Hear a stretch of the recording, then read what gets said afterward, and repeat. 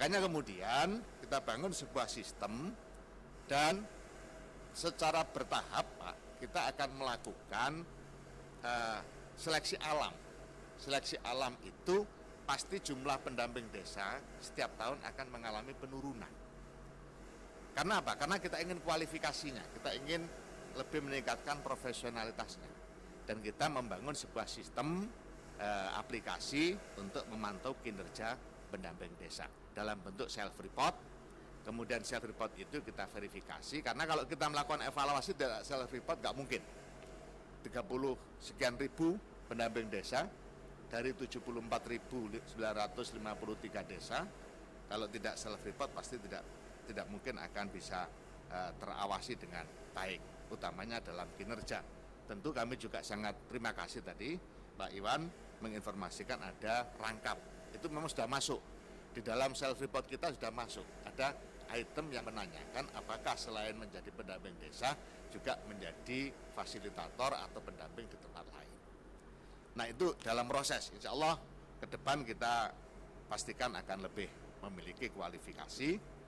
Dan tentu terkait dengan status Pak, jadi status pendamping desa, bukan ASN. Kita mewacanakan pendamping desa itu menjadi P3K, pegawai pemerintah berdasarkan perjanjian kerja, pegawai pemerintah perjanjian kerja berdasarkan P3K singkatannya. Supaya apa? Supaya ada kejelasan. Dan saya sepakat, kita lagi berupaya agar pendamping desa ini menjadi bagian dari Kementerian Desa.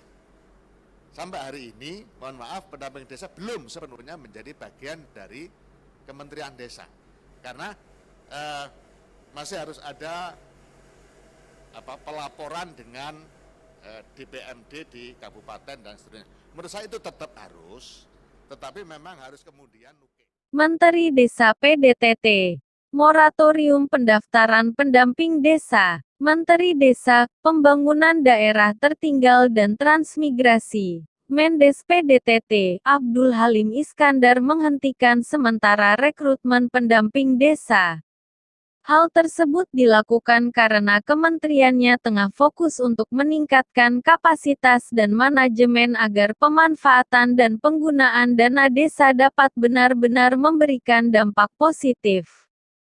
Pendamping desa, kami tidak membuka rekrutmen karena kami lagi konsolidasi untuk peningkatan kapasitas dan manajemen agar dana yang dikeluarkan betul-betul berdampak positif bagi pemanfaatan dan penggunaan di 74.953 desa, ucapnya dalam rapat bersama Komisi 5 DPR, Senin, tanggal 18 Januari tahun 2021.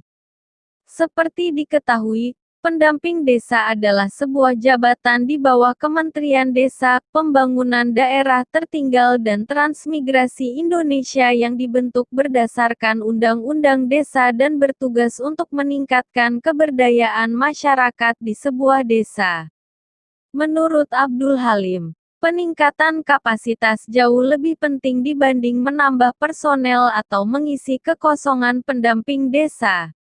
Sebab kedepannya, selain mendampingi kepala desa, pendamping desa juga menjadi kepanjangan tangan untuk mensosialisasikan SDGs desa maupun kebijakan Kemendes PDTT lainnya.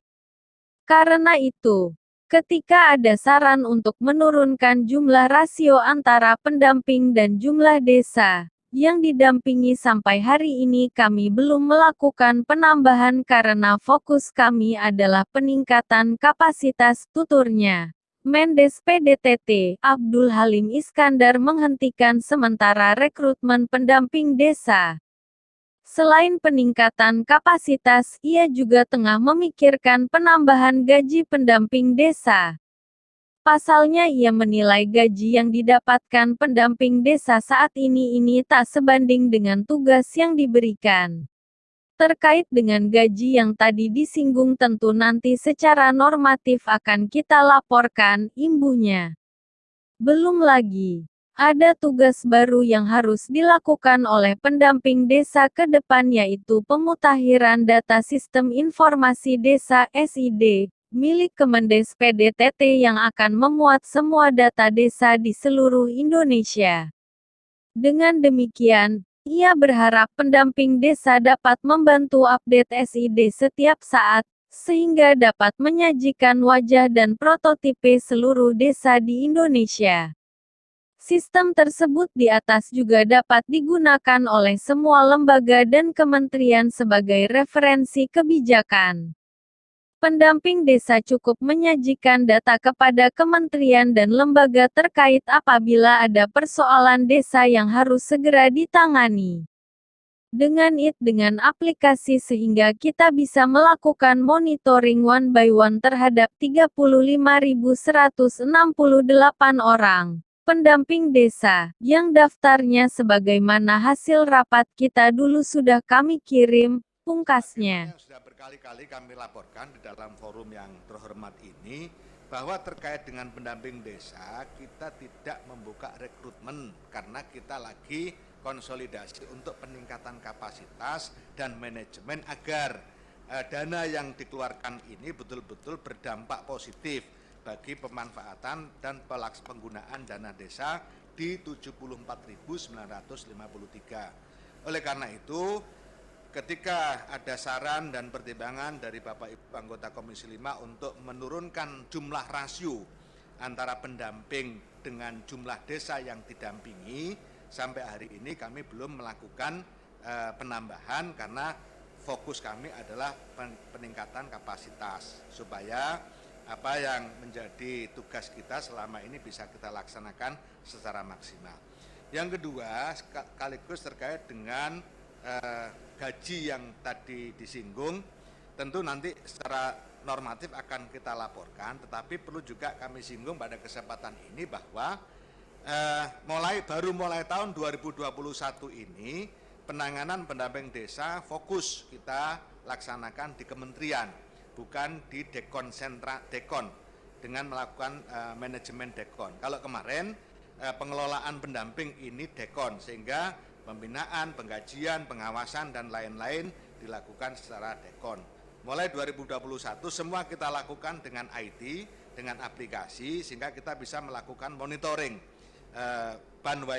one by one, satu persatu terhadap 35.168 orang yang daftarnya sebagaimana hasil rapat kita dulu sudah kita kirim daftar pendamping se-Indonesia pada tanggal 7 Desember 2020 sebagai tindak lanjut atas rapat kerja tanggal 18 November 2020. Bentuknya bentuk soft file, karena kalau dibentuk hard copy nanti terlalu tebal dan saya khawatir malah nggak terbaca.